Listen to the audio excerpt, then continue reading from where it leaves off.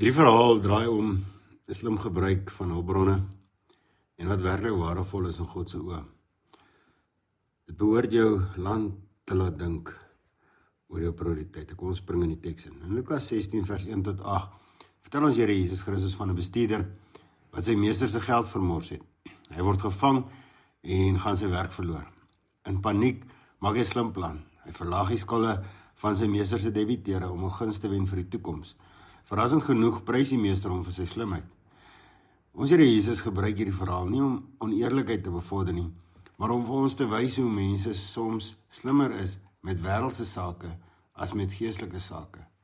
Vra jouself, hoe slim is ek met wat God vir my toevertrou het?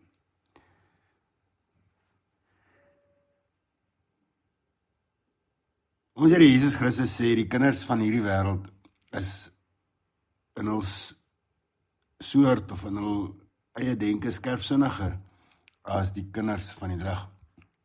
Hy daag ons uit om ons hulpbronne, tyd, geld, talente slim te gebruik vir God se koninkryk.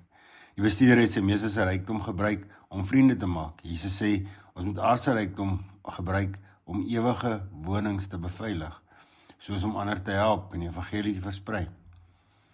Dink aan jou eie lewe. Hoe gebruik jy jou tyd en hulpbronne? Is dit vir korttermyn wins of is dit 'n lewe voor God wat 'n ewige impak het? Lukas 16 vers 10 tot 15 leer ons Here Jesus Christus ons, wie in die minste getrou is ook in die meeste getrou. God kyk na ons en hoe ons die klein dinge hanteer, ons studies, ons verhoudings, ons finansies. Hy waarsku ook teen die liefde vir geld, want julle kan nie God en mammon dien nie. Die fariseërs het gespot, maar Jesus wys dat ware rykdom is om God se goedkeuring te soek, nie die wêreldse nie.